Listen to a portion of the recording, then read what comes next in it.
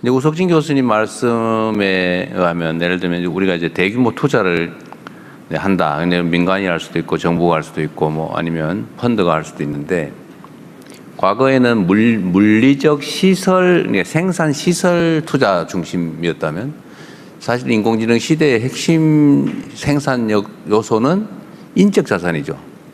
사람들의 역량, 기술 수준. 기술 수준도 결국 사람들의 인적 자산을 통해서 표현되니까요. 결국 인적 역량을 얼마나 키우냐인데 이거는 사실 정부의 교육 시스템의 개혁과 관련이 돼 있기도 하고 또 아니면 사람들의 일상적 역량, 인공지능 에이전트 활용 능력 아니면 아예 이 문제를 접근하는 시각 이런 전 국민적인 인적 역량 강화가 핵심이 아닐까 싶긴 해요. 그럼 뭐 그런 측면에 역량 강화가 필요하다 이런 말씀이신 거죠.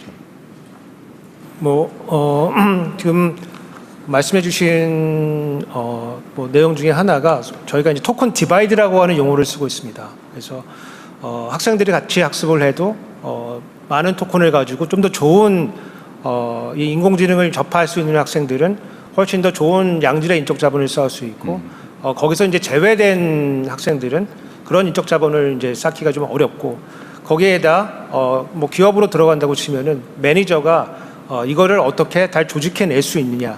예컨대 의사결정 시스템이 옛날 그대로인데 여기다 인공지능을 아무리 집어넣어 봐야 사실은 큰 생산성의 그 재고를 기대하기 좀 어렵거든요. 그래서 이런 문화 자체가 이제 바뀌는 이제 그런 무형 자본, 특히 조직 자본의 그 재고도 네. 필요한 지점이다 이렇게 보고 있습니다. 어쨌든 전 국민적인 예를 들면 지금은 인식 자체를 대대적으로 바꿔야 될 시점인 것 같아요.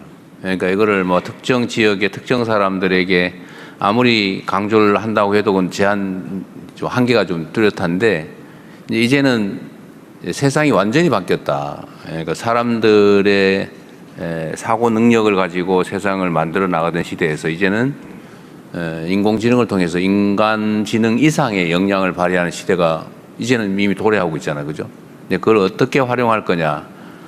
결국은 인적 자산, 인적 역량이 가장 중요한 시대인 것 같습니다. 결국 교육 문제가 또 매우 중요하지 않을까 싶은 생각이 들긴 해요. 네, 대통령께서 말씀하신 인재 육성이나 인적 역량 강화에 대해서 혹시 이게 교육부 장관님이나 고용부 장관님, 노동장에 혹시 발언하실 기회 있으실까요? 별로 안 하고 싶은 모양인데 총리께서 하십시오 대신. 네. 아까 말씀 주신 부분에서 이제 AI 행정 관련된 AX 말씀을 드리는 이유 중에 하나는 사실은 AI를 도입한다는 그 사실 자체도 있지만 AI를 도입하게 됨으로써 저희가 변화되는 여러 가지들이 있습니다. 일단 일하는 방식이 변화되고 또 생각하는 방식이 변화되고 그리고 저는 AI라고 하는 것을 써보시면 아시겠지만 이게 학습해가지 않습니까? 계속 발전하고 그러니까 누군가의 정보가 합쳐져서 내가 넣은 정보가 다른 사람도 같이 넣어서 이게 한꺼번에 모든 정보들이 모이면서 계속 발전해가고 그럴수록 시간이 지날수록 훨씬 더 좋아지는 거여서 이 누적되고 더해지는 조직자본이라는 것을 어떻게 우리가 만들어 갈 것인가라는 생각을 합니다. 이 공직자들이 이렇게 많이 있고 곳곳에 있고 정말 시필추처럼 퍼져 있는데 각자 존재할 때와 이것이 더해져서 우리가 다 함께 판단할 수 있는 구조가 만들어진다면 가진 힘이 엄청날 거여서 저는 그 부분에 대한 말씀을 주셨다고 생각하고 이게 우리가 앞으로 이 교육과 그리고 뭐 공무원들이 일하는 방식뿐만 아니라 전체 조직이 일하는 방식을 어떻게 잘 바꿔갈 것인가 여기에 기술이 아마 큰 도움을 줄 거라 생각을 합니다. 그러니까 앞으로는 우리가 이제 모두의 AI 정책을 지금 추진하고 있는데 국민 모두에게 거의 국가 천재급의 심부름꾼 한 명씩을 배치해 주는 것과 같죠. 뭐든지 시키면 생각해내고 인간 이상의 역량을 발휘하는 네, 뭔가 뭐 노예라면 좀 그렇고. 저의 동료가 예전에는 신입사원이었다면 이게 좀 더 좋아져서 대리가 됐다가 지금은 과장급에 저희가 되고 이제 좀 지나면 박사를 매번 옆에 두고 있는 그런 형태들의 이 에이전트들이 점점 좋아질 거기 때문에 이 역량을 나의 동료로 잘 쓸 수 있도록 만들어주는 것이 가장 중요한 부분이 아닐까 생각합니다. 그러게요. 이제 뭐 엄청난 대형 연구기관 아니면 뭐 연구 개발 인력 뭐 이런 거를 엄청난 규모를 다 하나로 가지고 있는 꼴이잖아요. 각각의 개인이. 네, 그런 시대가 오는 거잖아요.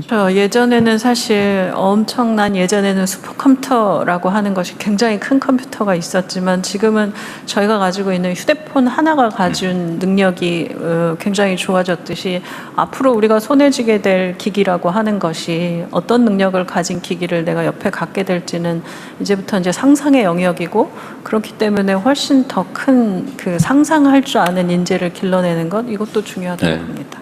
완전히 뭐 전혀 다른 세상이 펼쳐진다. 그걸 대비하고 준비해야 된다. 그런 얘기죠. 네, 저 농림부 장관님 발언하신다고 예, 하셨습니다. 예, 농식품부 장관입니다.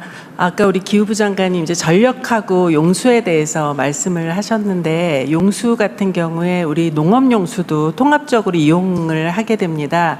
그런 경우에 우리 농업계에서는 걱정이 좀 있는 걸 잘 알고 계실 겁니다. 그래서 그 농업의 특성상 이게 계절적으로 좀 막 써야 되는 기간이 있고 또 가무량에 따라서 용수가 부족하거나 남거나 이런 상황이기 때문에 우리 농업인들이 걱정을 하시는데 저희가 대체 시설을 좀 갖추어서 우리 농업 용수를 이용하시는 데는 전혀 문제가 없도록 하겠다라는 것을 좀 우리 정부 차원에서 다시 한번 알려드리고 싶고 특히 이제 이럴 때 또 수질도 문제가 될 수 있거든요. 그래서 오히려 이 기회에 노후된 수리 시설을 우리가 잘 정비해서 수량이나 수질적으로 우리 농업 생산하는데 아무 문제 없이 오히려 더 업그레이드 할 수 있도록 하겠다라는 것을 좀 이 기회를 들여서 말씀을 드리겠습니다. 농림부 장관이 책임을 지도록 하세요. 네, 그렇게 하겠습니다.